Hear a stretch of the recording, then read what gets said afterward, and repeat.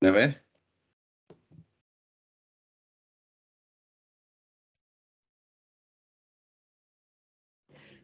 Profe, puede ser el ejercicio 173 del capítulo 5 del libro de C. De lo que les envié. ¿Esos son los que les envié o están en el libro? O sea, están en el libro y nos envió. Ya. ¿Dónde tengo? Sí, están viendo mi pantalla, ¿no? Sí, profe.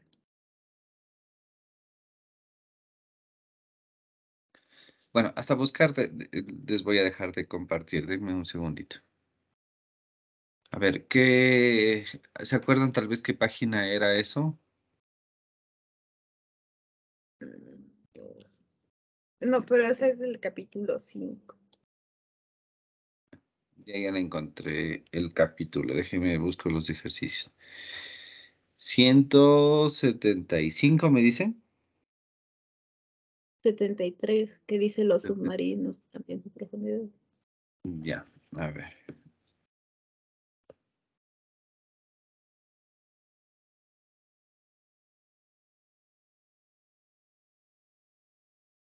Ay, no lo encuentro.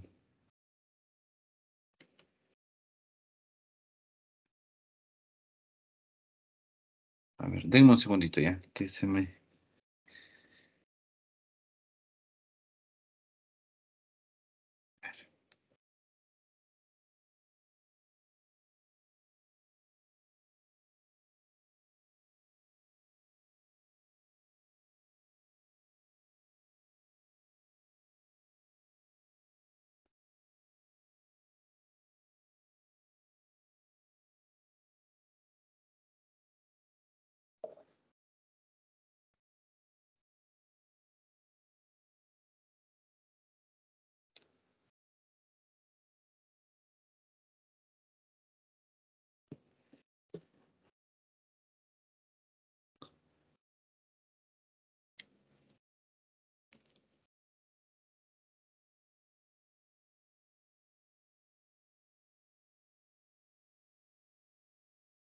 A ver, el 173 me dijiste, ¿verdad?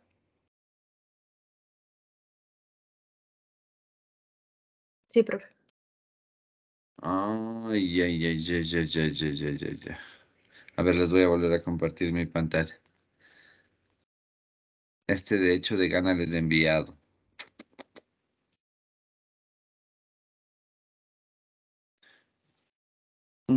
Ya, hagamos una cosa. Este no le incluyan para su prueba, ¿ya? Este no ha sido de compresión. Bueno, como yo le leí que estaba algo del aire, les he enviado, pero no, este no tiene nada que ver con compresión. Este es más con gases. ¿De acuerdo? Ya, profe. Y el 189 del capítulo 7. Del capítulo 7 en cambio, me dices, ¿no?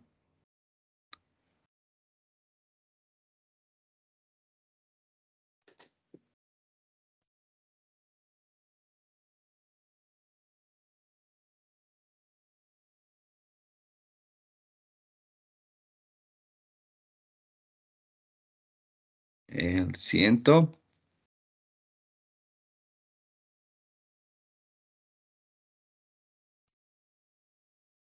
89.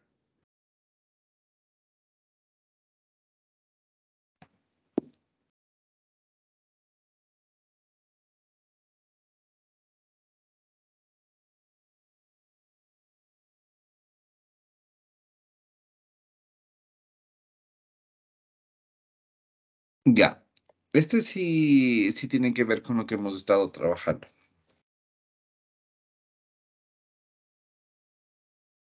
Como les había dicho igual cuando estábamos conversando de estos ejercicios, la parte de generación de entropía no necesito que hagan, solamente tendrían que hacer lo que hemos visto en clase, que sería eficiencias disentrópicas y cálculos de las potencias, ¿no? Ya, entonces, a ver, el ejercicio me dice, sí están viendo mi pantalla, ¿verdad? Sí, profe. Ya. El ejercicio me dice, se comprime aire de manera estable mediante un compresor. Entonces, nosotros tenemos nuestro compresor.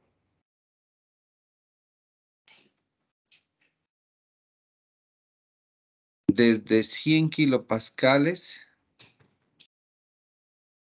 y 20 Celsius hasta 1200 kilopascales y 300 Celsius. ¿Ya? A razón de 0.4 kilogramos por segundo. Entonces aquí tenemos un flujo que es 0.4 kilogramos por segundo. Me dice, el compresor se enfría intencionalmente utilizando las aletas de su superficie, con lo que este pierde calor a razón de 15 kilowatts hacia los alrededores a 15 Celsius. ¿Qué significa que pierde calor? Que está saliendo, ¿no? Entonces nosotros tendríamos esto. 15 kilowatts.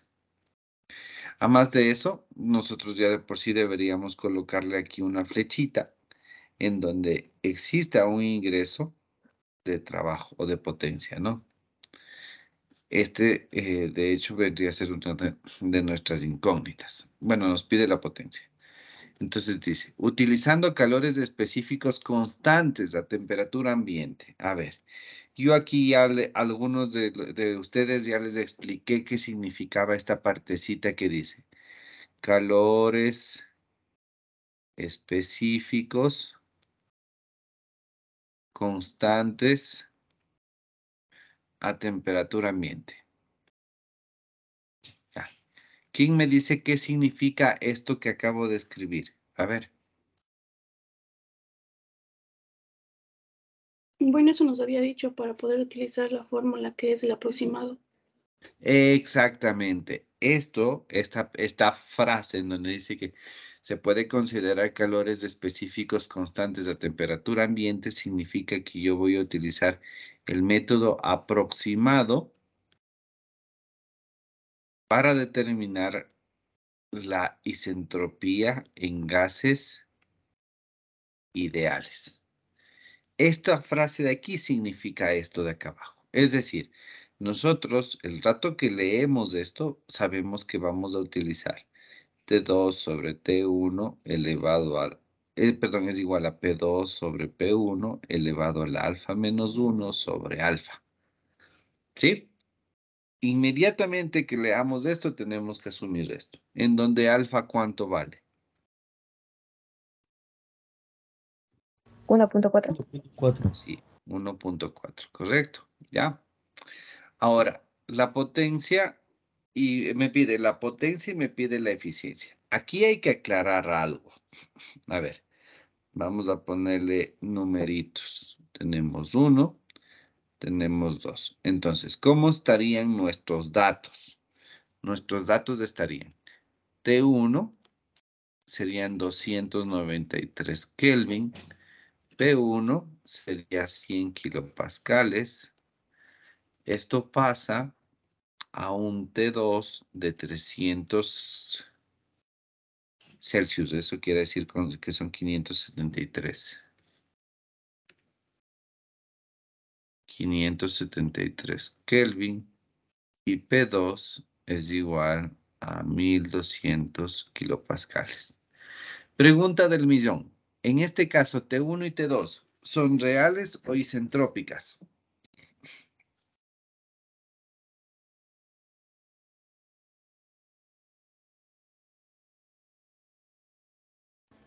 Reales. Correcto, son reales. ¿Ya?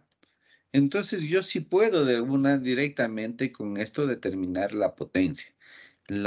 Esto sería literal A. La potencia sabemos que es igual al flujo másico por el trabajo, o lo que es lo mismo flujo másico por H2 menos H1.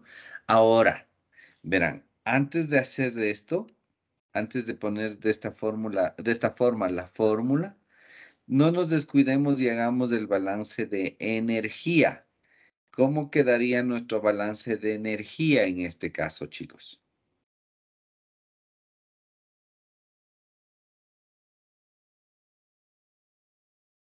Energía que entra más la potencia es igual a El calor que sale más la energía que sale.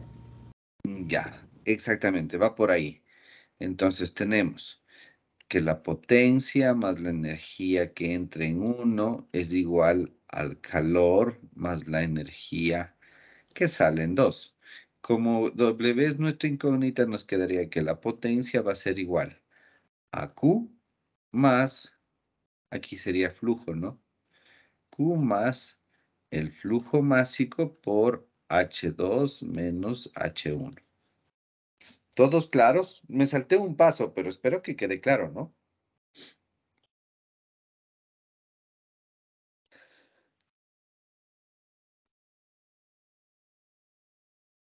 ¿Sí queda claro, chicos?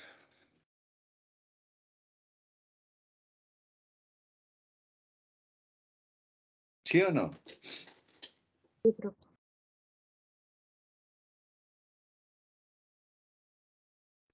Ya.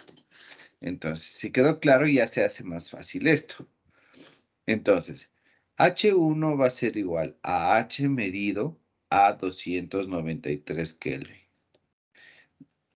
Adelante, si denme viendo en las tablitas de cuánto corresponde. Y H2 sería H medido en cambio a 573 Kelvin. Para no demorarnos en el ejercicio, me pueden dar valores aproximados, ¿no? Porque tienen que interpolar, de hecho. ¿Me pueden decir el primer valor, por favor?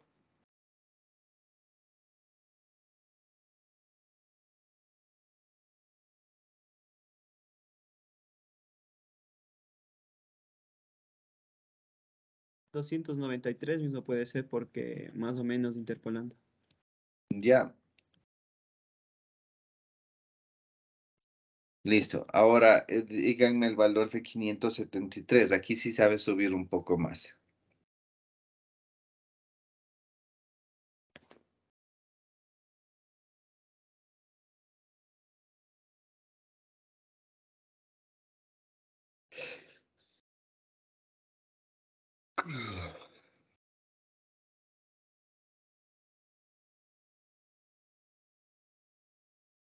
Le puse punto 15 porque a 273 es 273.15, ¿no? Más o menos le puse así. A ver, díganme acá.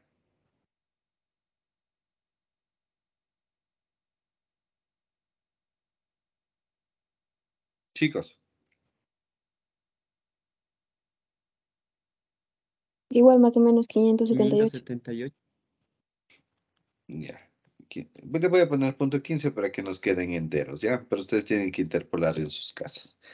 Entonces, ya teniendo estos valores, simplemente lo que tendríamos que hacer es reemplazar los datos que tenemos.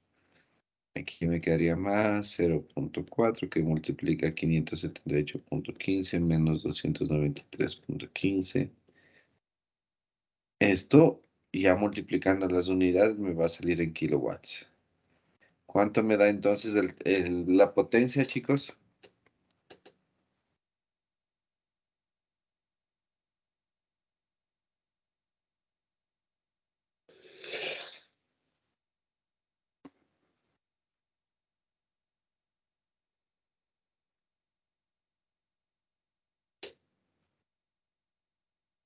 Ciento 128,2. 128,2 kilowatts. Esta tomemos en cuenta que es una potencia real. ¿Ya? ¿Sí queda claro?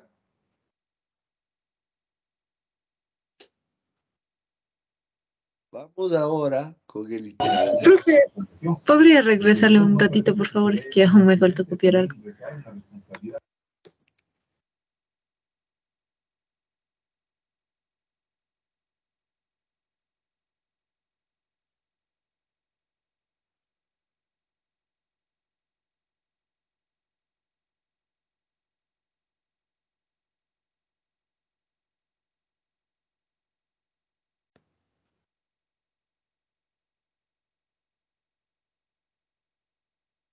Y ya, profe, gracias. Profe, hay una consulta más. Verá, en los ejercicios a veces nos dice, bueno, trabajamos con los calores específicos, pero a veces utiliza el CP y en otra del CV. Ya les explico eso, ¿ya? Dime un segundito. A ver, vamos primero con el literal B. A ver, el literal B, en cambio, me pide calcular la eficiencia isentrópica del compresor. ¿A qué es igual la eficiencia isentrópica?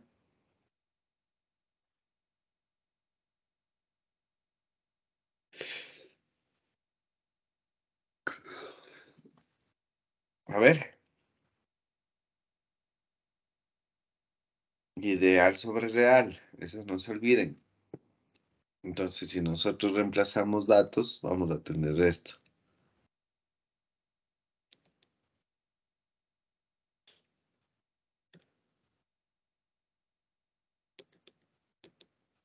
Ya, entonces, fíjense que aquí este término, como es el mismo, se simplifica y nos queda esta fórmula de acá.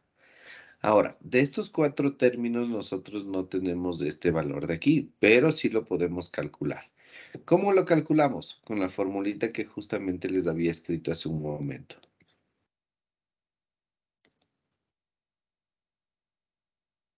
Entonces, a ver, T2 es mi incógnita, T1 sé que son 293 Kelvin, P2 sobre P1 me dice que son 12, elevado a la 0.283. ¿Cuánto me da T2, por favor, chicos?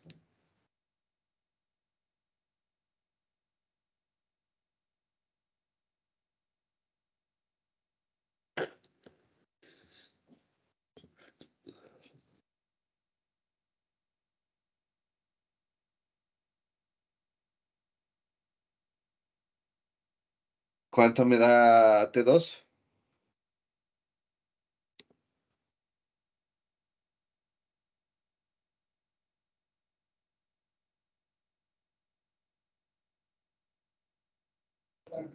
591,94. 592. Ahora, con esta temperatura, díganme de una vez cuánto da la entalpía.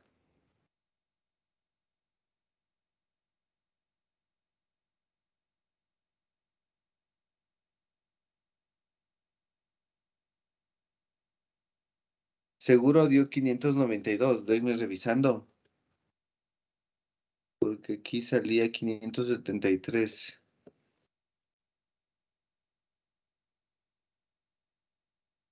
Bueno, a ver, déjenme haciendo, por favor.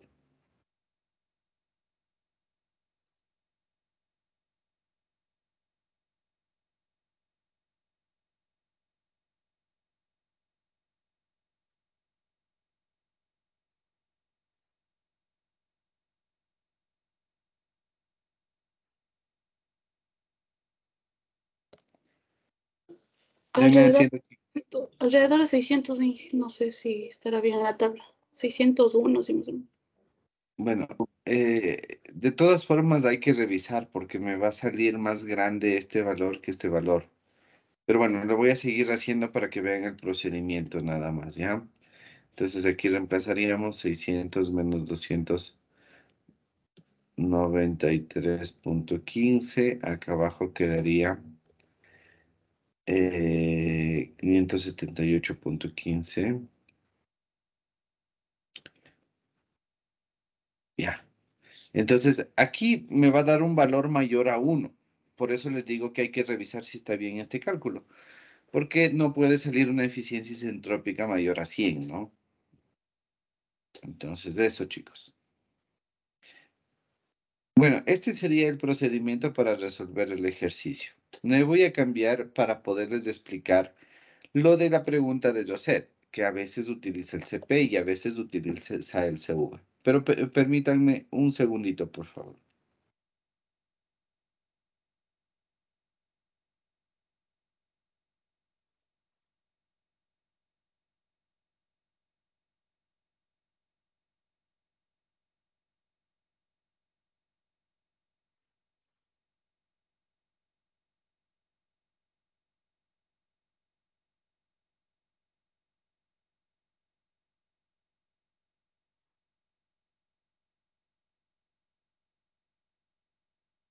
Ya, listo, chicos. A ver, mil disculpas. Vamos este rato a explicar esta parte del CP y del CP y del CV. A ver, Para poderles explicar esto, nosotros tenemos que primero hacer una consideración. ¿Qué es el calor específico? A ver, ¿quién se acuerda del concepto de esto? Y esto, de hecho, no me va a servir para todas las clases de aquí en adelante.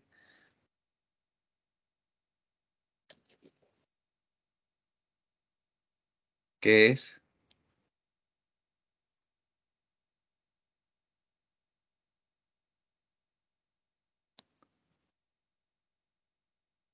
No era el calor La unidad necesario que se para... necesita para elevar un grado de temperatura. Correcto. Es la cantidad de calor necesario para elevar la temperatura en un Kelvin de 1 gramo de sustancia. Esto es el calor específico. Ahora, para gases ideales, nosotros tenemos dos opciones. Nosotros, en otras palabras, podemos calentar a un gas a presión constante y el otro a volumen constante. ¿Por qué existen estas dos opciones? Veámosle con un ejemplo. Si nosotros tenemos un cilindro y un pistón o un émbolo cilindro, en donde tenemos un gas cualquiera, este puede ser el gas X, con una X masa, ¿no? Este gas X se encuentra a una temperatura 1 y a una presión 1, ¿ya? Entonces, si nosotros le calentamos a este gas, el rato de calentarle, nosotros vamos a pasar a un estado 2, ¿no es cierto? Es decir, nosotros vamos a tener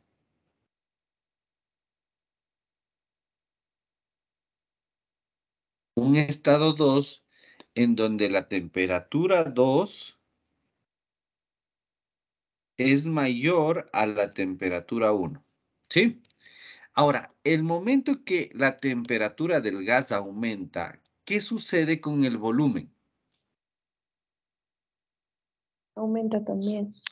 Va a aumentar. Ahora, si nosotros de esto lo hacemos con el propósito de mantener el volumen constante, eso significa que para poder mantener el volumen constante, nosotros deberíamos ejercerle un peso o añadirle un peso extra a este émbolo para que se mantenga constante dicho volumen. Y obviamente se mantenga fijo el volumen que estábamos hablando. Cuando ocurre esto, ¿qué vamos a tener? Vamos a tener un calor específico a volumen constante, es decir, vamos a tener CV. Ahora, en el mismo dibujo, si nosotros igual tenemos un estado 1 donde en cambio le enfriamos a un gas, ¿sí? Le enfriamos a un gas. Nosotros, en ese caso, por ejemplo, vamos a tener una temperatura 2 menor a la temperatura 1. El rato que el gas se enfría, ¿qué sucede con el gas? ¿Qué sucede con el volumen del gas? Se comprime. Se comprime, correcto. Es decir, el volumen va a disminuir. Esta disminución de volumen se puede llevar en cambio a presión constante. Esto lo vamos a tener en cambio como calor específico a presión constante. Esos serían dos ejemplos para que se pueda entender cómo se lleva a cabo a presión constante o a volumen constante. ¿Ya? Entonces, aquí tendríamos CP y aquí tendríamos CV. La relación entre estos dos viene a ser la que ustedes van a ver escrita aquí. La constante R, la constante de los gases, va a ser igual a CP menos CV. O en su defecto, alfa, perdón, a ver, esto es más. Ahora, alfa, en cambio, es la relación entre CP y CV. Estas son dos ecuaciones que nos relacionan a los dos tipos de calores, ¿no? Ahora verán, ¿qué es lo que ocurre?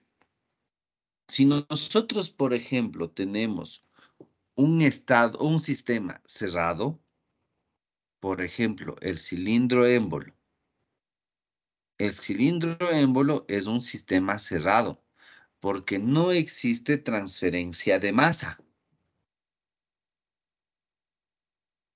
Aquí lo único que se transfiere es energía.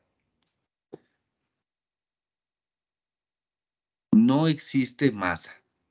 Entonces, cuando nosotros tenemos esto, que no existe transferencia de masa, es decir, un sistema cerrado, por lo general se utiliza el CV.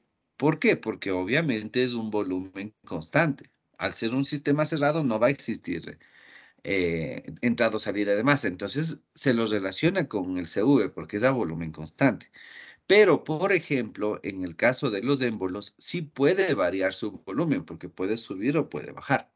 Ahora, sin embargo, en el émbolo, o sea, cuando tenemos esto, si bien es cierto que existe una variación de volumen, también hay que tomar en cuenta que aquí, sea para abajo o sea para arriba, está habiendo un trabajo de expansión, compresión.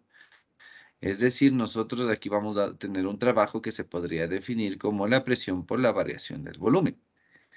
¿Ya? Esto vendría a ser un trabajo que hace el sistema para mover el aire que se encuentra sobre el pistón. Entonces, si nosotros hacemos un balance de energía, nosotros vamos a ver que el trabajo se descompone, digámoslo así, en dos partes. El trabajo del fluido menos el trabajo que se hace al pistón o al émbolo. ma- eh, a ver, yo me expresé mal. Sería primero el calor. Calor menos. O bueno, pongámosle, si quieren, pongámosle con más para que sea la fórmula general. Esto va a ser igual a la variación de volumen, ¿sí? Entonces, fíjense, esto es igual a la variación de volumen. Perdón, de energía interna es, no es de volumen. Así me quedarían mis términos generales. Ahora, Q más W menos presión por variación de volumen. Solo estoy reemplazando la fórmula, ¿no? Es igual a delta U. Si este término le pasa al otro lado, fíjense cómo me queda.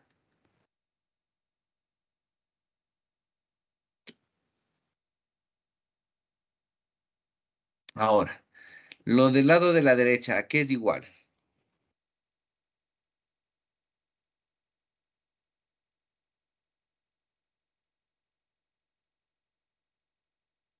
Lo del lado de la derecha, ¿a qué es igual?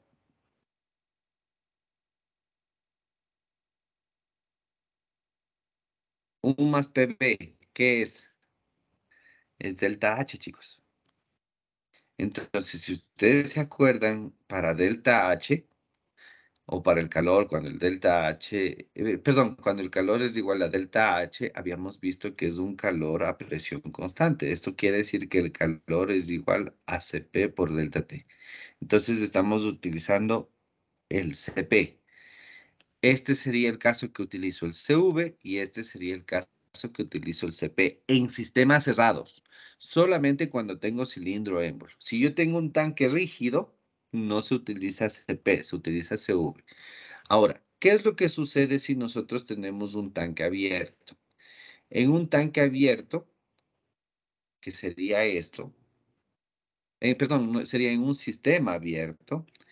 Si es que el sistema se encuentra en estado estacionario, obviamente no habría variación de volumen dentro del sistema. Entonces, de esto simplemente trabajaríamos con el CP, porque nunca va a haber una variación, un volumen, a ver, perdón, porque la expresión correcta sería porque siempre va a haber un volumen constante dentro del sistema, pero dentro del sistema, dentro del tanque en sí.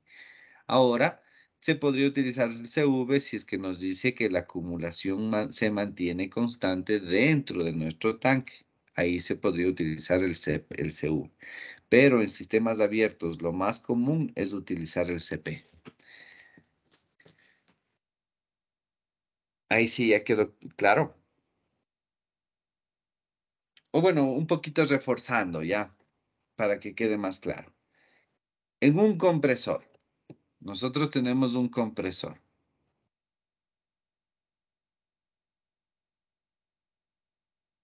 Un compresor.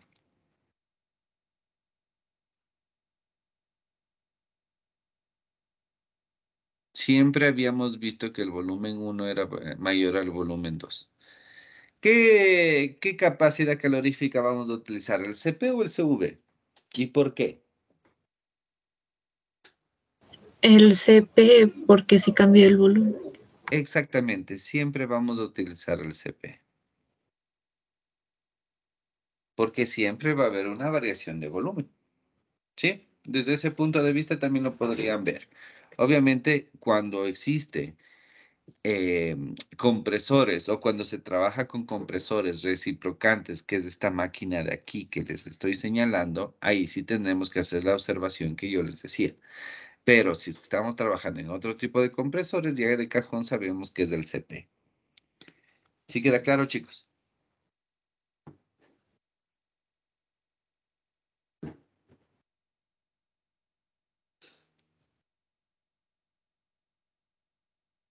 Y otro más fácil, o sea, porque verá, aquí de lo que noté de los ejercicios que mandó, por ejemplo, cuando dice que o sea, la compresión se hace en un cilindro émbolo, bueno, utiliza CV, pero cuando dice que es en un compresor o cuando se está comprimiendo isentrópicamente, utiliza el CP.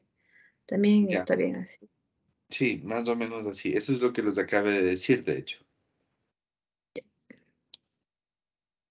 Ya, chicos. ¿Alguna inquietud?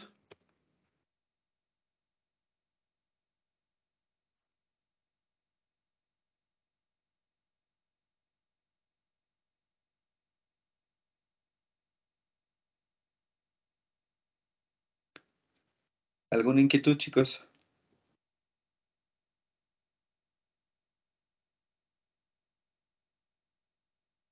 Sí, profe, otra, verá, cuando decían que, bueno, o sea, se comprime isentrópicamente, mencionaban que tenemos que buscar el K, o sea, el calor específico en la tabla 2, en la tabla A2, si es que Ya, la K puede no ver. es el calor específico, José, es la relación de los calores específicos.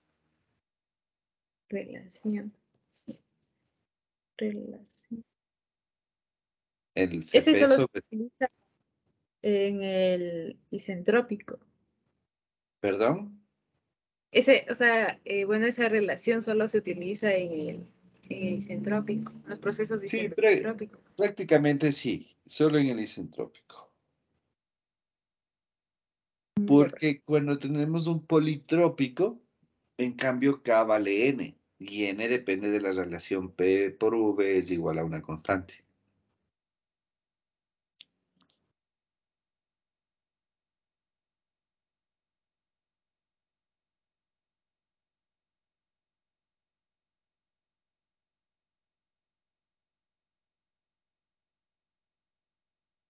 ¿Ya? ¿Alguna duda?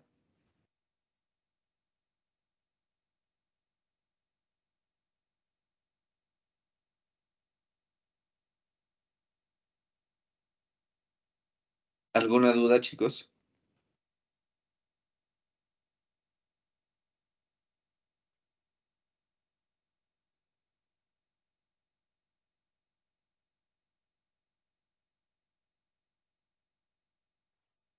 Bueno, si es que no hay dudas, entonces vamos a seguir.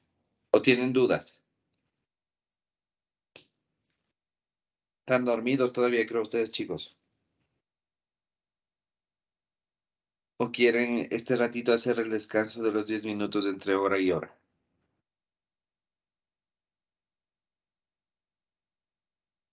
Bueno, profe. Ya, entonces a las 8:03 regresamos.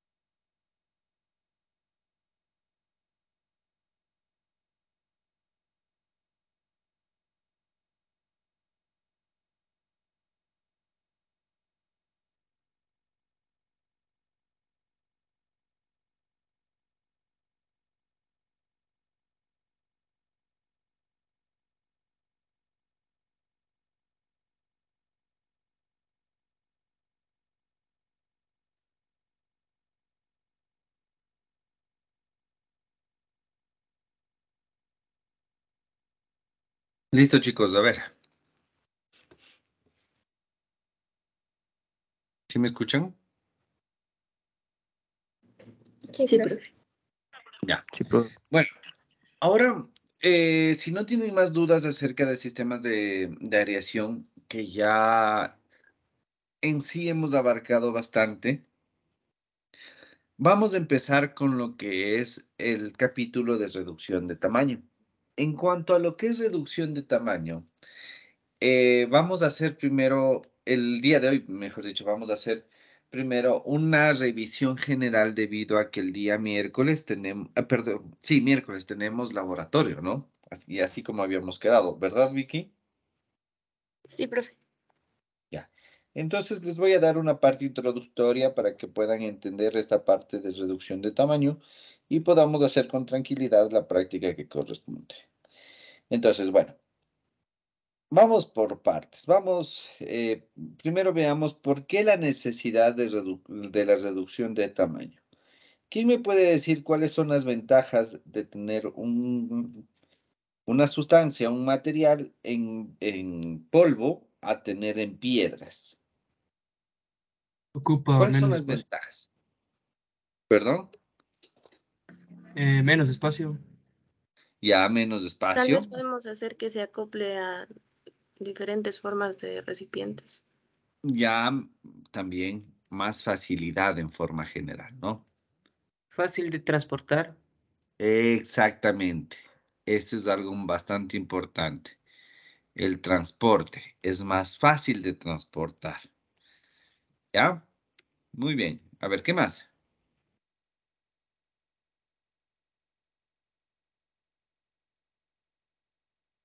Menor costo de procesamiento.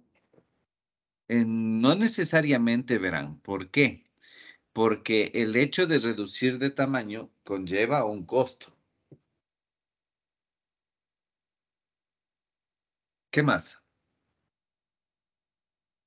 Vámonos o orientémonos por la parte de la química. Dentro de lo que son reactivos, ¿cuál es la ventaja de tener sustancias de menor diámetro que de mayor diámetro?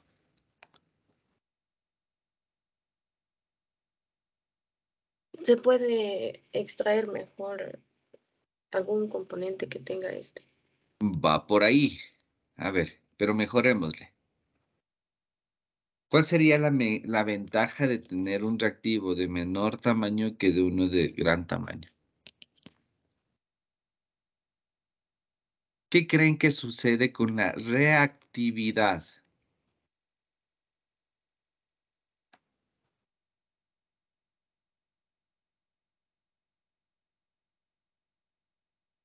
¿Aumenta o disminuye?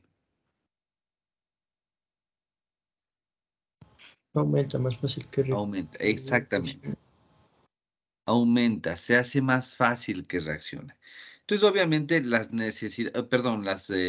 ventajas de tener una sustancia de menor diámetro son mucho mayor, porque me deja manejarlo de mejor manera, me deja transportarlo de una forma más fácil, aumenta mi reactividad. Esta es la razón por la cual se debe o se busca la reducción de tamaño de una cierta sustancia. Ahora, entendamos bien esta parte de la reducción de tamaño. Nosotros podemos encontrar componentes, sustancias o incluso reactivos que estén formando piedras muy grandes que pueden ser incluso mayores a 1 metro de diámetro promedio, ¿no? Entonces, si es que nosotros tenemos esta sustancia en esta piedra, obviamente va a ser muy complicado transportarlo.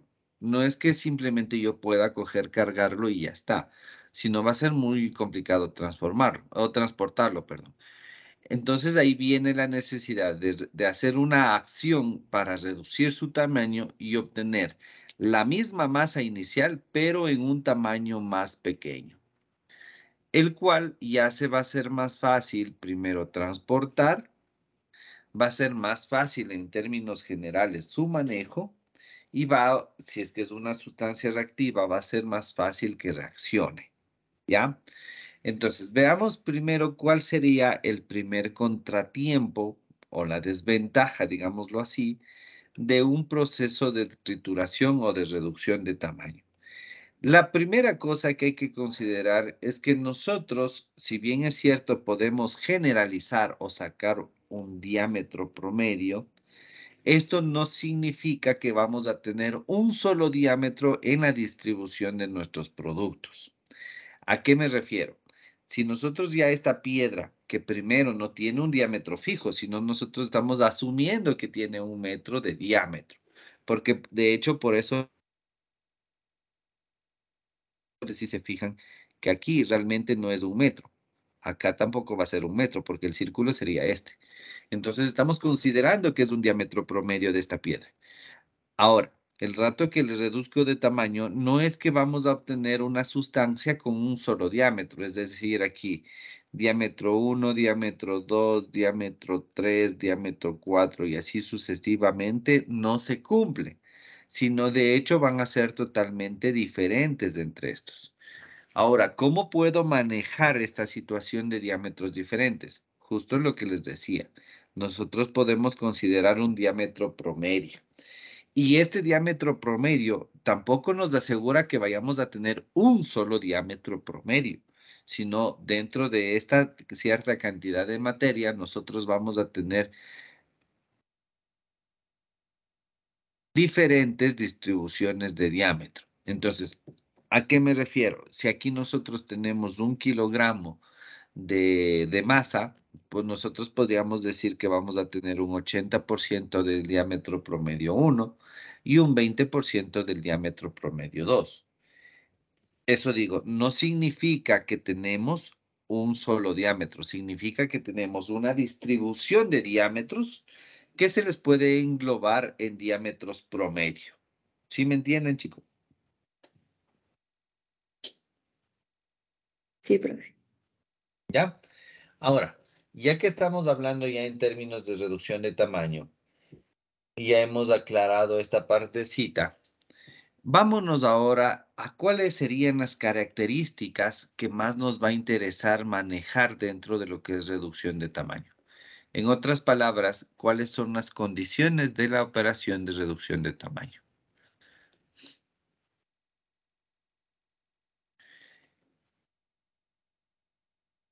Aquí viene la parte que habíamos mencionado. Si yo necesito reducir de tamaño esta piedra de 1 metro de diámetro a diferentes diámetros más pequeños, esto conlleva un trabajo, conlleva una potencia que necesito. O sea, yo necesito hacer una potencia, perdón, me expresé mal. Yo necesito realizar un trabajo o una potencia sobre la materia prima para obtener un producto terminado. Entonces, ¿eso qué significa? Significa que este proceso consume potencia. Entonces, al consumir potencia, ¿cuál sería la condición que nosotros tenemos que considerar? Es justamente qué tanta potencia yo voy a necesitar para reducir de tamaño. Un ejemplo, si nosotros tenemos una piedra de un diámetro y le queremos transformar en una sustancia de un diámetro de 1 centímetro, ¿qué va a suceder? ¿O qué es lo que tiene que pasar? Yo tengo que suministrar potencia a través de un dispositivo mecánico para justamente hacer esta acción. Mientras más grande sea el diámetro inicial y más pequeño el diámetro final, obviamente el consumo de potencia va a ser mayor. Y de hecho, aquí está una de las condiciones que tenemos que hablar. Un diferencial de diámetros va a conllevar un consumo de potencia mayor o menor. Bueno, como tenemos una diferencia muy grande, vamos a tener un consumo de potencia mayor. ¿Qué quiere decir esto? Justo lo que les estaba explicando. No va a ser lo mismo o la misma cantidad de potencia que se necesita para reducir una piedra de un metro en partículas de 1 centímetro a cuando yo quiera transformar una piedra de 2 metros en partículas de 1 milímetro. Obviamente, como tengo que hacer más trabajo sobre la piedra grande, yo voy a consumir más potencia. Y esto es, como les decía, es uno de los parámetros más importantes. ¿Por qué? Porque ya hemos hablado varias veces que la potencia significa... ¿Qué Dinero. significa? Dinero. Dinero, correcto. Ahora, ¿cómo va a variar mi potencia? Va a variar en función del diferencial de diámetros o de la diferencia de diámetros. Ahora, ¿qué otra cosa tenemos? Tenemos que dentro de las condiciones va a depender también mucho de las propiedades de la sustancia que queramos reducir de tamaño. ¿A qué me refiero? No va a ser lo mismo triturar una caliza suave que cemento, por ejemplo. O no va a ser lo mismo triturar una galleta que una piedra. Entonces, las propiedades de la sustancia también van a influir en esta potencia que estamos hablando. ¿Qué propiedades específicamente? Algo que se conoce como la dureza. Esta dureza, o se entiende, ¿no? En términos coloquiales, si se dice esta sustancia A es más dura que la sustancia B, se entiende que es una sustancia más compacta, difícil de romper, y esto va a ser debido a su distribución estructural, a su distribución molecular, ya que una sustancia que tiene una distribución compacta, homogénea, va a ser mucho más difícil romper que una sustancia que tenga una composición o una estructura más separada o con vacíos, ¿ya? Entonces, la propiedad que vamos a analizar dentro de lo que es reducción de tamaño sería la dureza, porque esta dureza va a depender, perdón, la potencia va a depender de la dureza del material. ¿De acuerdo?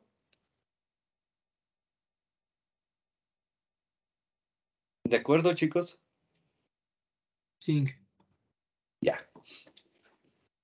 Y por último, vamos a ver, y aquí quiero aclarar de una vez una pequeña introducción que ustedes van a encontrar en sus presentaciones, que no es lo mismo decir trituración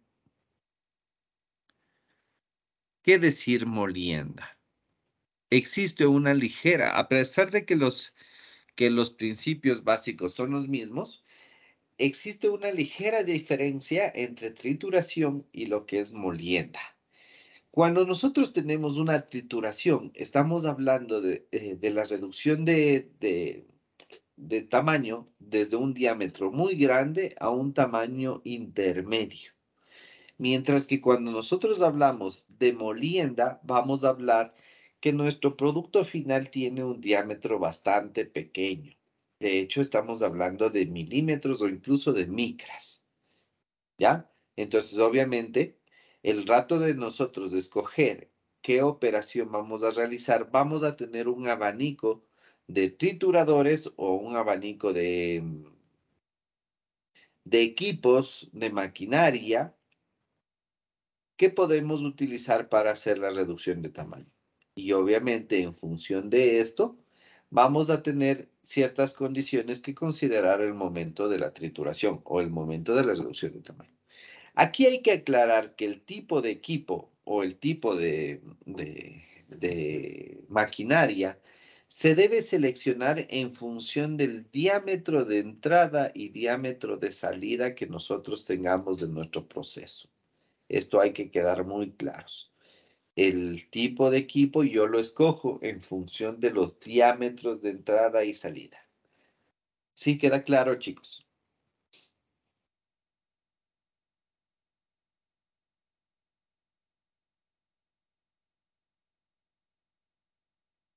¿Sí queda claro? Sí, profe. Ya. Ahora, dentro de estos tipos de equipos que nosotros podemos tener, también va a estar en función de cuál sea el principio en el cual se fundamente el equipo. ¿Por qué? Porque nosotros podemos tener equipos que funcionen para la reducción de tamaño mediante un proceso de impacto, puede ser de cizalla,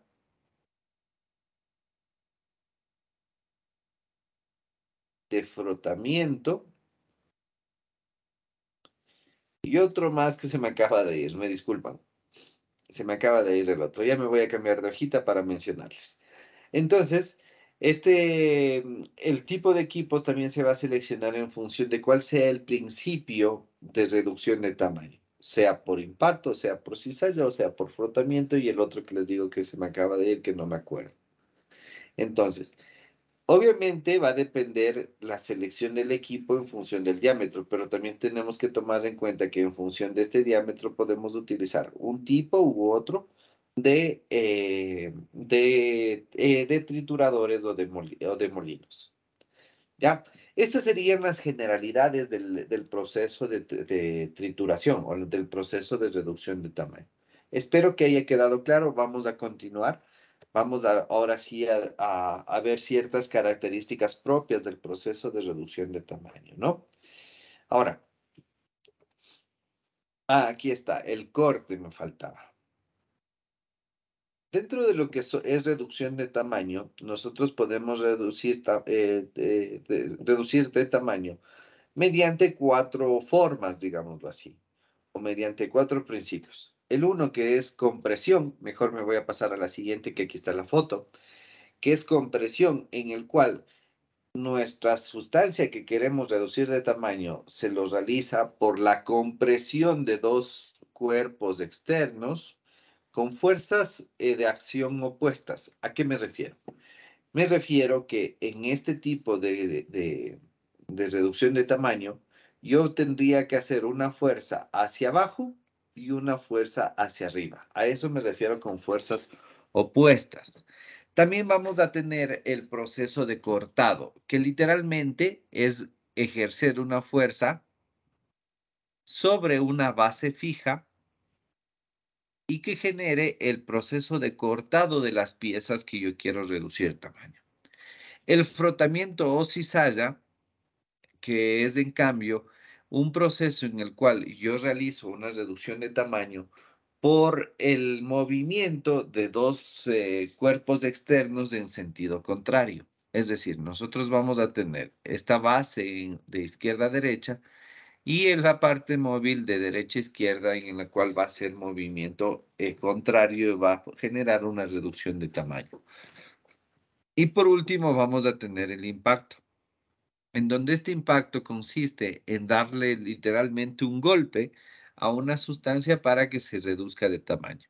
Aquí la fuerza externa también va a tener mucho que ver, porque estamos haciendo, la fuerza con la que llega el material va a depender de la fuerza con la que lancemos o movamos el dispositivo con el cual estamos trabajando. ¿Ya? Ahora, se puede apreciar incluso en la gráfica que de acuerdo a al cierto tipo de principio en el cual nosotros tengamos nuestro molino o nuestro triturador, vamos a tener un diámetro de partícula menor.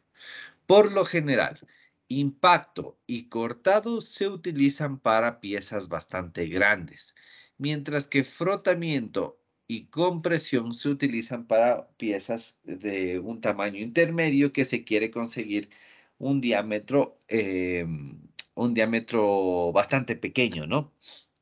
Un diámetro bajo, digámoslo así. Eh, Bueno, aquí está lo que les había mencionado, la diferencia entre moliendo y triturado, que no es nada más que la diferencia del tamaño de salida. A ver, bueno, y aquí, vean, aquí se puede apreciar. Este es un triturador de impactos. Me parece que de hecho este es un triturador de martillos. Este es un triturador muy común en las empresas cementeras. De hecho, esta es la foto de una empresa cementera.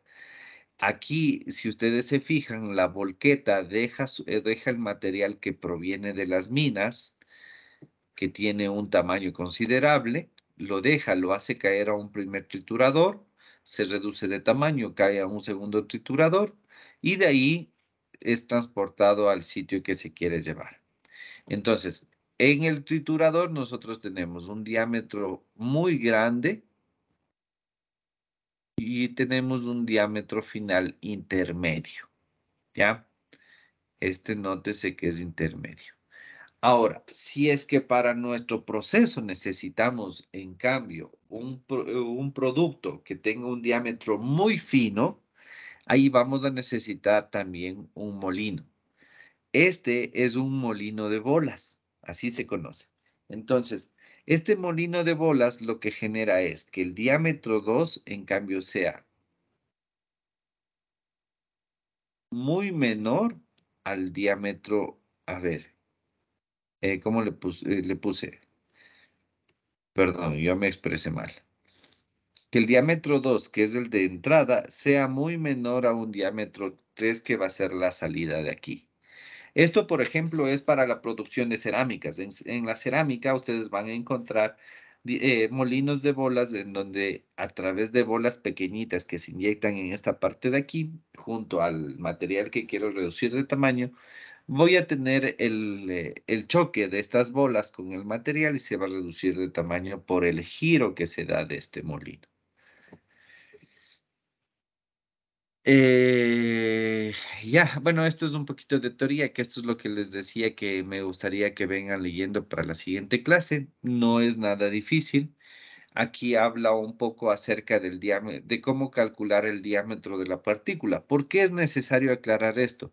Porque hay que tomar en cuenta lo que les había dicho. El diámetro de la partícula con la que nosotros vamos a trabajar no es constante, no es uniforme, va a ser variante. Entonces, nosotros podemos calcular la geometría del diámetro de la partícula a través de cualquiera de estas dos fórmulas, ¿no? Aquí también habla acerca de un grado de disociación. Este grado de disociación no es nada más que a ver, como decir, es una eficiencia en cuanto a los diámetros de nuestro molino. Es decir, si es que yo tengo un grado de disociación bastante alto, significa que la capacidad que tiene mi molino de reducir de tamaño es buena, ¿ya?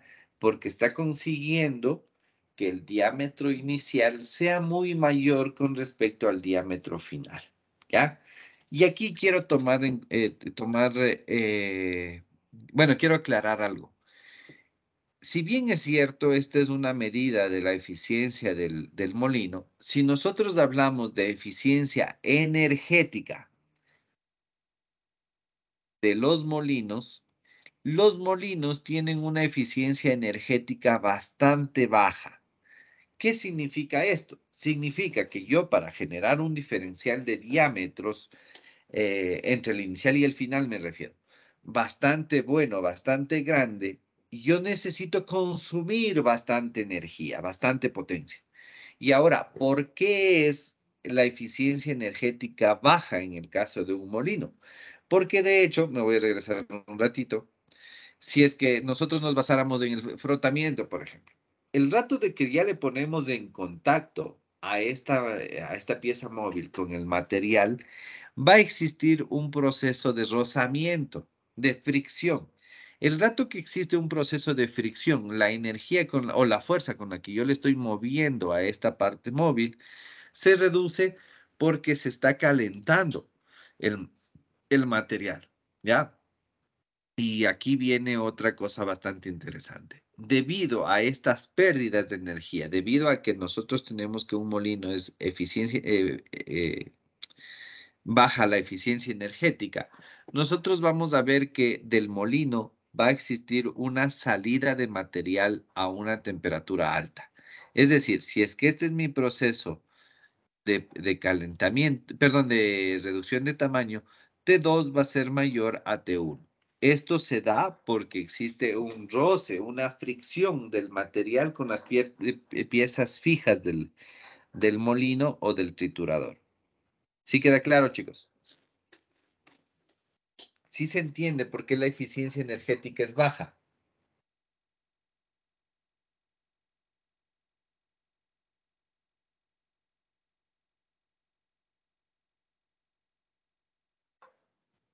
No, profe, puede volver a repetir, por favor. Claro, a ver.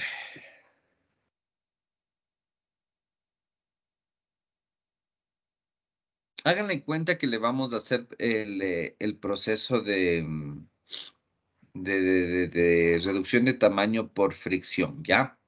Entonces, por fricción habíamos dicho que teníamos dos piezas en los cuales se movían, tenían un movimiento contrario. Entonces, si nosotros, para la explicación, mantenemos fija esta pieza, ¿ya? Y el material a reducir le ponemos en esta parte de aquí, le hacemos caer en esta parte de aquí.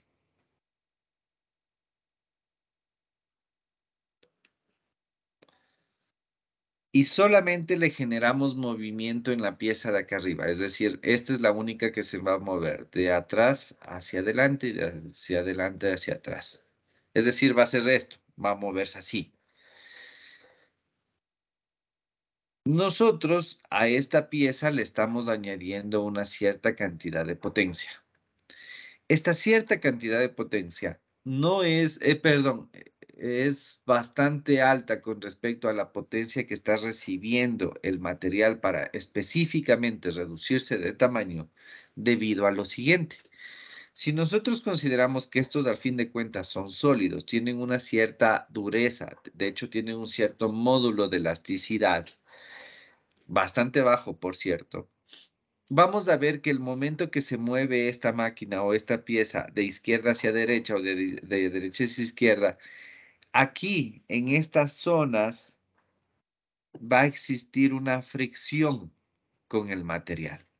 Y esta fricción también va a generar una fricción acá abajo y acá. Esta fricción es una fuerza en contra del movimiento que estamos dándole a la pieza móvil. Entonces, ¿qué significa esto? Significa que el momento que nosotros tenemos un ejemplo, una potencia que le estamos dando a esta parte móvil de 100 kilojoules, de estos 100 kilojoules vamos a tener un porcentaje bastante alto, digamos unos 50 a 60 kilojoules, que se van a perder en forma de calor. Pero ¿por qué se genera este calor? Se genera por la fricción que les acabo de mencionar. Y apenas se va a poder aprovechar para la reducción de tamaño unos 40 kilojoules. Entonces, ante esto, por esto, mejor dicho, se dice que el proceso de reducción de tamaño tiene una eficiencia energética bastante baja, que suele bordear entre los 30 y 40%. ¿Sí queda claro?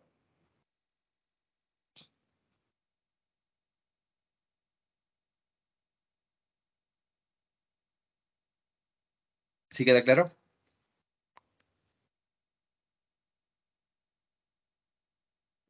Sí, Ya, perfecto. Bueno, igual esto les dejo para que lean, porque esta es la parte que ustedes tenían que leer, ¿no?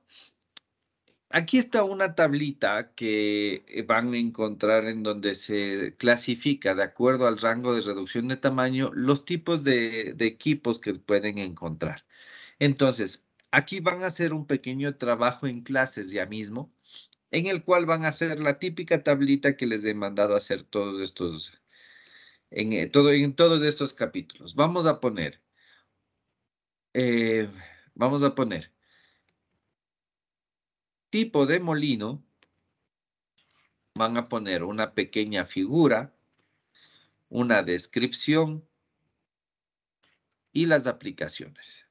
Entonces, si ustedes van a consultar, o sea, la consulta en sí sería, ¿cuáles son los tipos de molinos o trituradores que existen? Entonces, ustedes encuentran que el de rodillo, ya, le pegan una foto, le dicen que esto se basa en el movimiento en sentido contrario de dos cilindros con eje concéntrico, ¿ya? Aquí la aplicación dicen que es para reducción de tamaño de grande a intermedio. Entonces, así van a ir hablando de todos los tipos de molino que vayan a encontrar, ¿ya? Que en sí viene a ser una tabla muy parecida a esta que ustedes ven acá. Porque aquí me dice, por ejemplo, tipo del equipo de rodillos. Entonces, los rodillos me dice que generalmente se utiliza para llevar una reducción de tamaño desde grueso a intermedio. De ahí tenemos los de martillos, de bolas, ¿qué más hay? Tornillos sin fin. Bueno, ahí ustedes van a encontrar, ¿no? Perdón, de disco es, no es tornillo sin fin, sino es de disco. Entonces, de ahí ustedes tienen que generar esta tablita para que tengan a la mano cómo poder elegir el tipo de triturador o de molienda o de molino que nosotros que querramos utilizar o que necesitemos. Bueno, aquí les dejo un poquito igual de ayuda. Ya. Esto lo vamos a dejar para la siguiente clase. Esto del consumo de energía lo vamos a dejar para la siguiente clase. A ver. Vamos a hablar de algo que es que se llama tamizado y que tiene que ver mucho con la parte de molienda. A ver, de gana me salí. Les voy a explicar aquí y después nos pasamos a un Excel. Nosotros el día de hoy hemos dicho en términos generales que de un proceso de molienda ingresa un cierto flujo de masa a un cierto diámetro, pero ya vimos que es un diámetro promedio, y sale el mismo flujo másico, obviamente, pero con un diámetro final, ¿ya? Ahora, ya hemos aclarado que este diámetro promedio final es un diámetro promedio, es decir, puede haber millón de diámetros.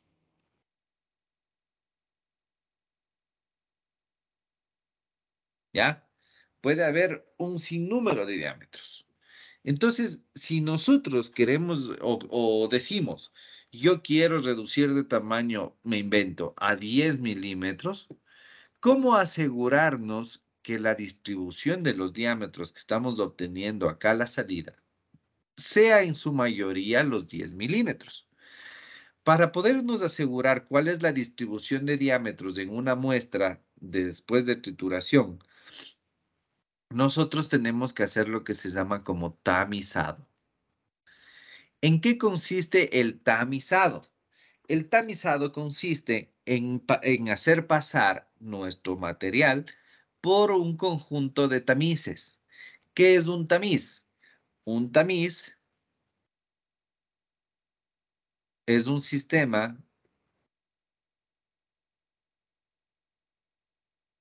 de aberturas que tienen una cierta luz de malla. La abertura de este sistema se conoce como luz de malla. ¿Ya? Entonces, ¿en qué va a constituir el tamizado? Yo le voy a hacer pasar por un conjunto de tamices que tienen diferentes luces de malla y voy a ver, en otras palabras sería esto. Este sería tamiz 1,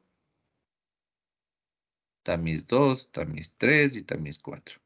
Le hago pasar por todos estos tamices. Y obviamente voy a recuperar una cierta cantidad de materia en cada uno de ellos. Entonces, de estos 4 tamices, yo voy a seleccionar cuál es el de mayor porcentaje. Pongamos el ejemplo del M2. Entonces, ¿qué significa esto? Significa que mi distribución de diámetros del material triturado o molido se encuentra en su mayoría en el diámetro de la luz de malla de este tamiz de aquí. ¿Sí me entienden, chicos?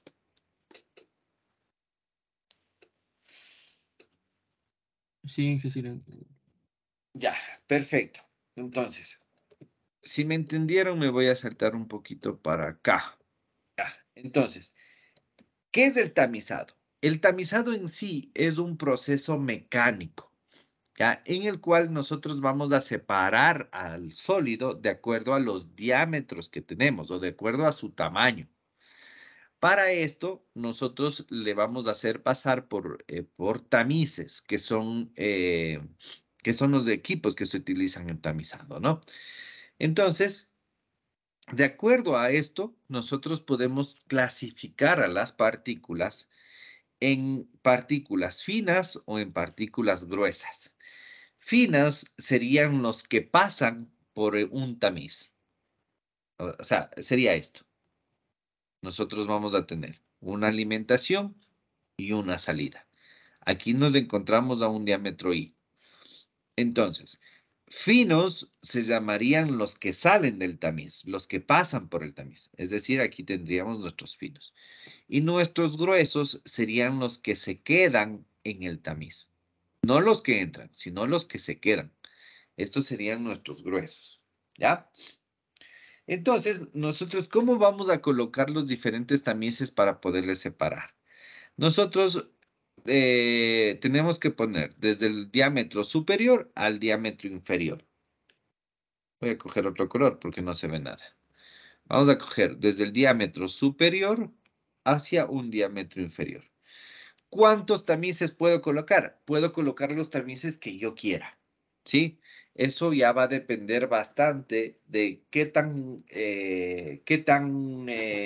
fino quiero ser en la clasificación, qué tan riguroso quiero ser en la clasificación. Obviamente, mientras más mientras más tamices nosotros metemos, vamos a tener una distribución de diámetros mayor, ¿sí? Eso se entiende, ¿no? Ahora, los intervalos de las mallas o de los tamaños de las mallas estándares que se pueden encontrar en el mercado pueden ir desde 4 pulgadas hasta 400 mallas. Ya vamos a ver la conversión esto de mallas, pero por lo general suele ser medida en micras, ¿ya? Ahora, ¿cómo son los tamices? ¿O cuáles son las clasificaciones de los tamices? Nosotros aquí podemos tener 3 tipos de tamices generales. Los tamices y parrillas estacionarias, que son literalmente tamices fijos, por ejemplo, este de aquí. Tenemos tamices giratorios.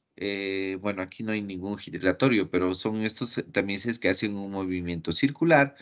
O tamices vibratorios, que es de esta foto de aquí. Entonces, aquí llega el material, se distribuye en toda esta parte, este motor empieza a funcionar, empieza a vibrar y acá abajo nosotros vamos a tener la recolección del material más fino. Fíjense, aquí está un corte lateral. ¿Sí?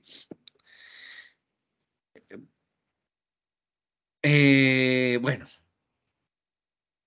a ver, a ver. Lo voy a dejar pendiente porque primero quisiera que hagan la práctica antes de este balance de masa. Pero de aquí vamos a rescatar lo siguiente. Fíjense que aquí está cómo está distribuido un tamiz. Entonces, la abertura, esta distancia entre malla entre alambre y alambre, se conoce como luz de malla. El diámetro va a ser el diámetro de alambre, que viene a ser esta D de aquí. ¿Qué tan grueso es nuestro alambre? El ancho de la malla, que va a ser desde la mitad del alambre a la otra mitad. Y el número de mallas, que quiere decir, en cambio, el número de veces que se repita, el número de veces que nosotros coloquemos un tamiz, ¿ya? Bueno, como les decía, eso vamos a verle después. Ahora, dentro de esto que se llama tamizado, nosotros vamos a encontrar algo que se conoce como granulometría, que en sí permite conocer la medida de los diferentes diámetros que nosotros tenemos en una cierta muestra. Ahora, ¿cómo se lleva a cabo este proceso para poder determinar la granulometría o el análisis por tamizado que nosotros vamos a tener? Les voy a explicar el procedimiento general, ¿ya? A ver.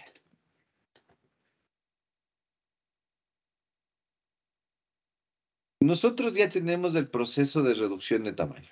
Entonces aquí vamos a tener un diámetro final promedio. Entonces, en este diámetro, como les decía, vamos a tener una distribución de varios diámetros. Entonces, de esta muestra final, de este producto final, nosotros vamos a obtener una muestra representativa. Esta muestra, que es de la muestra representativa, la muestra para el tamizado o granulometría, tiene que ser una muestra representativa. Es decir, si nosotros tenemos un saco pongámosle de algún material particular, y cogemos solamente de la parte de abajo, ¿qué vamos a hacer? vamos a recoger una parte únicamente más fina o puede ser incluso más gruesa. Ahora, si es que cogemos de arriba, podemos incurrir en el mismo error. Tiene que ser una muestra compuesta en donde trate de abarcarse la mayor cantidad de diferentes diámetros que podemos encontrar. Entonces, una vez que ya muestreamos nuestro material, lo que hacemos es pesarlo. Es decir, pongamos un ejemplo, vamos a tener 1000 gramos de muestra inicial. El rato que ya sabemos nuestra cantidad de muestra, armamos el sistema de tamices. Entonces, el sistema de tamices, como les decía, va a estar constituido por diferentes tamices de diferentes luces de malla que van siempre desde el diámetro mayor hacia el diámetro menor.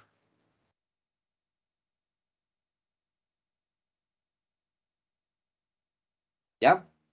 Entonces yo puedo colocar aquí el número de tamices que yo quiera. Siempre obviamente hay que tener claro lo que se quiere determinar. Si, por ejemplo, nosotros sabemos que queríamos un diámetro final del proceso de molienda, me invento, de 10 milímetros, obviamente los 10 milímetros deben estar dentro de estos tamices, ¿no? Ahora, hay que considerar lo siguiente. El último plato, este de acá abajo, es un plato de fondos.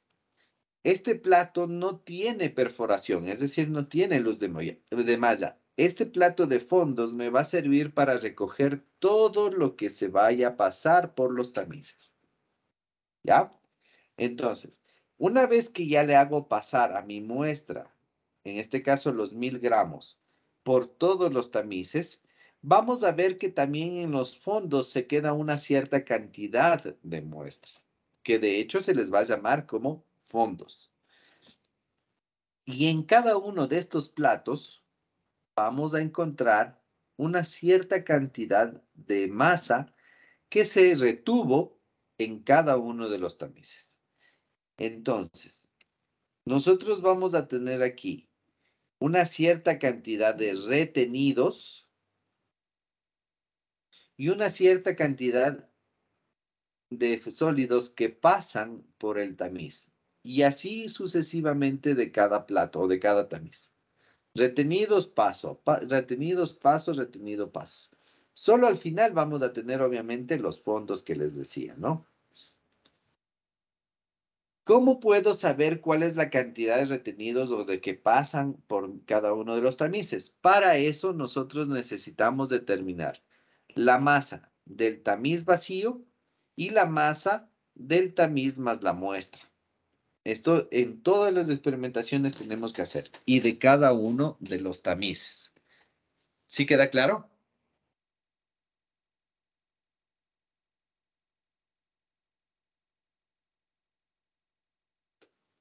¿Sí queda claro?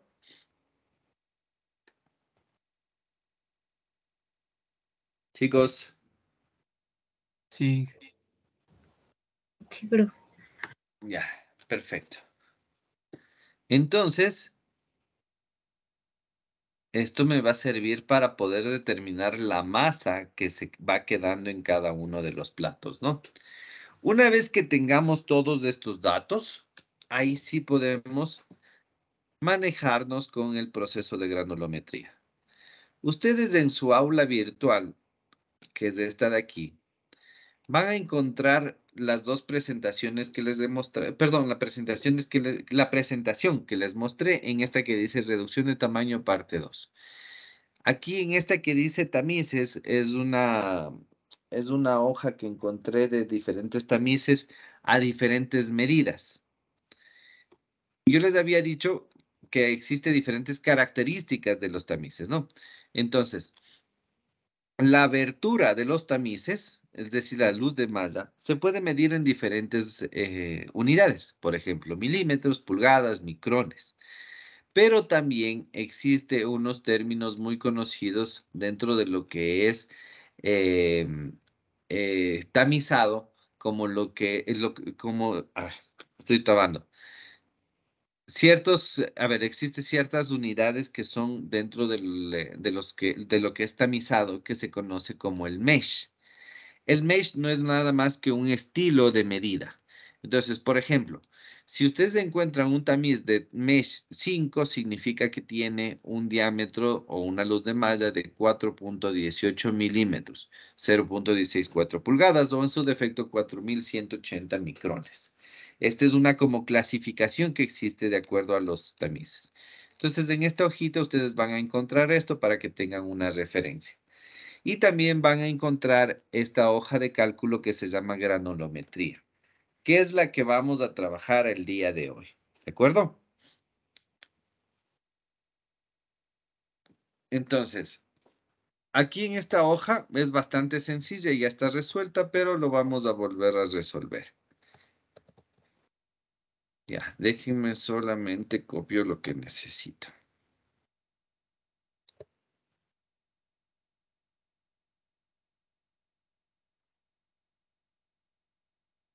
Ya.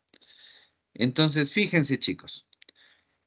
El ejercicio, de acuerdo a lo que les expliqué, o mejor dicho, la metodología, de acuerdo a lo que les expliqué, me decía que de cada tamiz yo debo tomar ciertos datos. ¿Cuáles eran esos datos?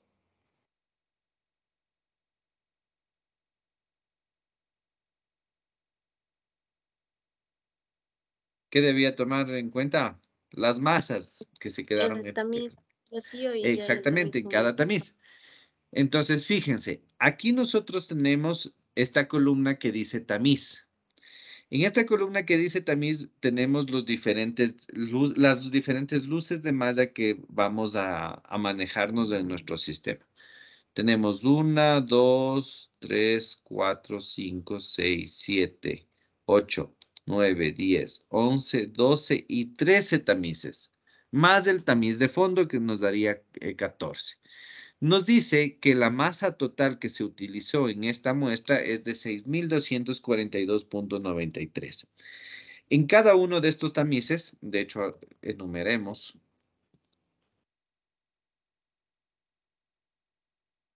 Ya. Entonces, en cada uno de estos tamices, nosotros vamos a encontrar una diferente masa. Nos dice que en el tamiz 1 no hubo retenidos, en el tamiz 2 hubo 225, en el tamiz 3 423 y así sucesivamente, ¿ya? Y nos dice que en el fondo, en el tamiz 14, nos quedó 122.03 kilogramos. Acordémonos que cuando hablábamos de tamices, necesitábamos o nos interesaba determinar cuánto pasó y cuánto se quedó o cuánto se retuvo. Entonces, vamos a hacer el cálculo de los kilogramos retenidos que se tiene, ¿cómo se llama? A ver, aquí de hecho yo estoy equivocado. Aquí no son kilogramos. Esto quería ver. Este es porcentaje. Vamos a determinar cuál es el porcentaje de retenidos en cada uno de los platos, en cada uno de los tamices. Entonces, ¿cómo se hace esto, chicos? Se saca el porcentaje en función del total. Entonces, ¿cómo sería mi formulita? Sería la masa pesada dividido para la masa total y esto multiplicado por 100. ¿Ya? Este valor va a ser fijo, así que le voy a poner con el signo de dólar, que es la manera de hacerle fijo. ¿Ya? Ahora, acá abajo,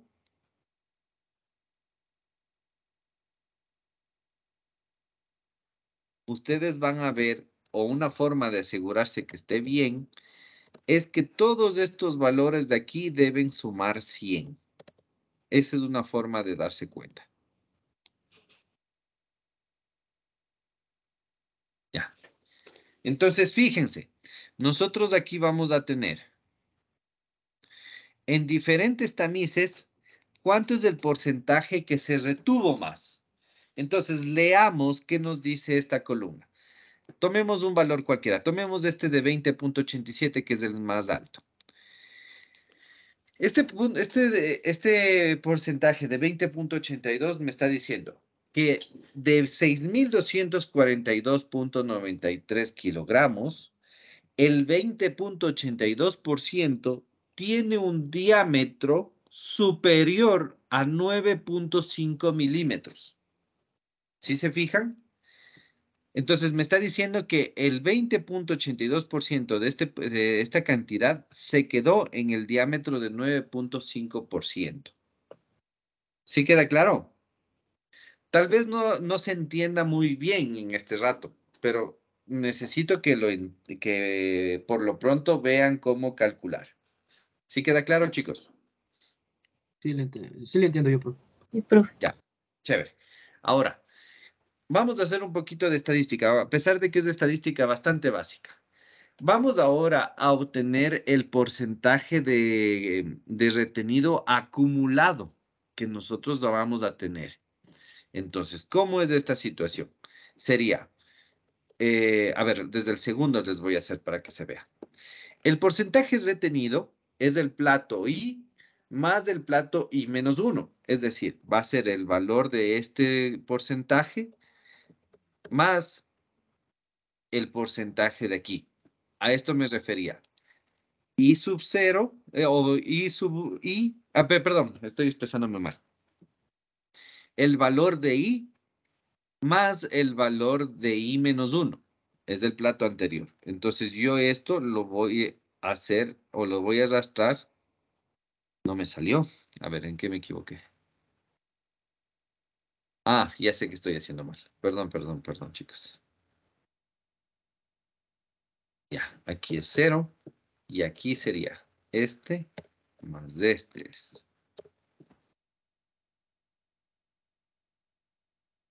Ya, entonces fíjense. Aquí voy sacando el acumulado de cada uno de los platos. ¿Qué significa esto? Cojamos un plato en especial. Cojamos el 6 justamente, ya.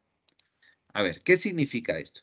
Significa que el plato, hasta el plato 6, el de diámetro de 9.5, se tiene un porcentaje de retenidos de 62.12. ¿Eso qué significa? Significa que el 62.12% de la muestra tiene un diámetro superior a 9.5 milímetros. ¿Por qué digo superior? Porque no pasaron del plato 6, no pasaron del tamiz número 6 que tiene un diámetro de 9.5 milímetros. ¿Sí queda claro? Sí, sí. ¿Sí? Ahora, ¿cómo podría sacar el porcentaje del acumulado en cambio de lo que pasa? Simplemente resto de 100 el valor del retenido. Entonces, de aquí nosotros vamos a ver esto de aquí.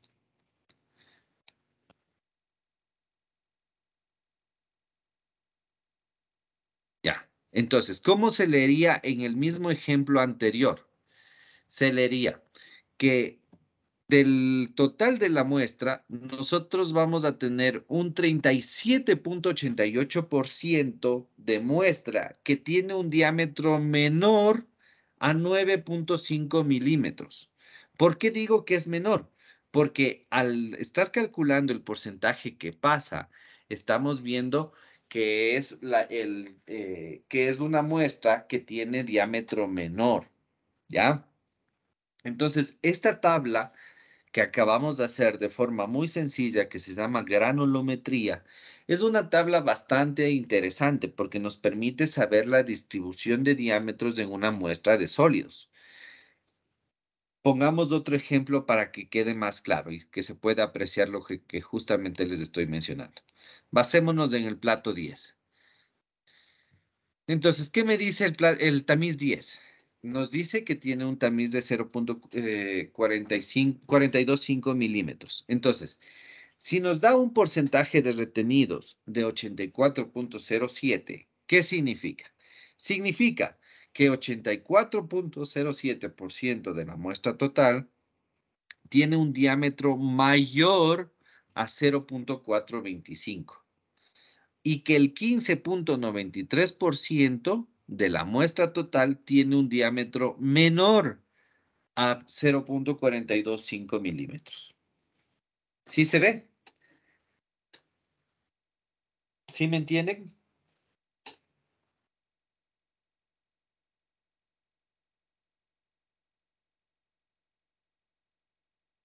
Profe, disculpe, ¿tiene algo que ver si es que se le ordena de acuerdo a los milímetros Claro, del es que se diámetro del... debe ordenar, eso les decía en la explicación de la metodología, se debe ordenar del mayor al menor. Si ustedes, por ejemplo, se tiran las cuadras y le ponen este acá arriba y este acá abajo, es decir, cambiado, el 9 y el 10, les va a salir valores, o sea, no van a hacer una lectura correcta, van a tener valores equivocados. Entonces, siempre se coloca de mayor a menor. Ya, profe. Ajá. Ahora, ¿qué otra cosa una cosa extra que podríamos leer en esta tablita?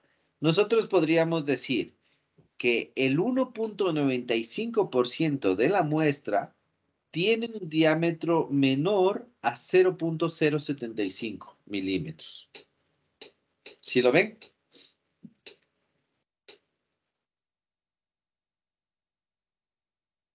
Sí, profe. ¿Ya? Listo, chicos. ¿Tienen alguna inquietud?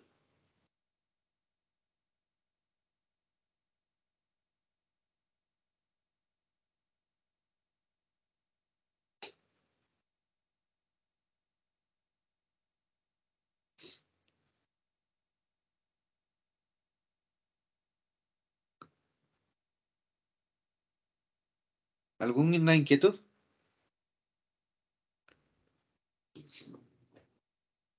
Ninguna. Entonces, dentro de lo que es teoría, nos vamos a quedar hasta ahí.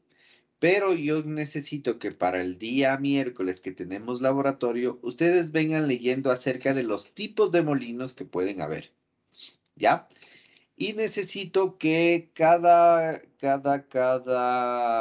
grupo venga trayendo una libra de un grano seco. A ver, ¿de cuál podemos hacer? El Hagamos ma- de maíz, ¿ya? Arena. No, de maíz hagamos, para no complicarnos. Maíz seco, pero seco, seco.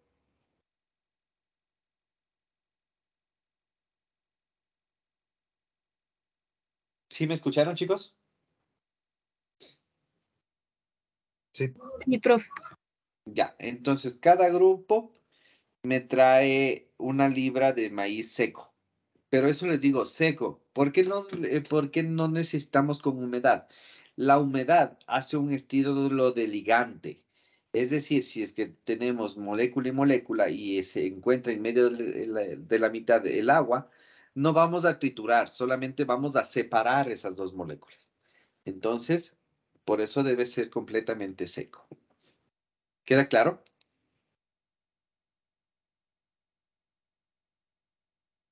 Sí. Ya. ¿Listo? ¿Alguna inquietud, chicos?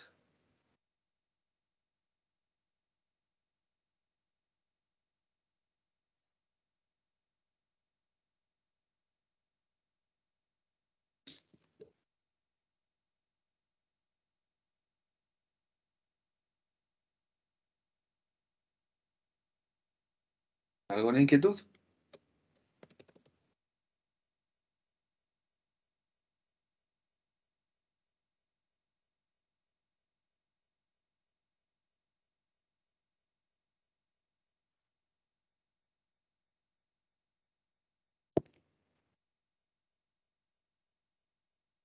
¿Alguna inquietud? Ninguna. Entonces vuelvo a insistir, chicos. Por favor, para el día miércoles necesito que vengan aprendiéndose acerca de los tipos de molinos que existen, ¿no? Que eso es lo que nos va a servir. Ya, profe. Ya, listo, chicos. Entonces nos quedaríamos hasta ahí. Voy a dejar de grabar y nos veríamos el día miércoles en laboratorio. Sí, ya disculpa.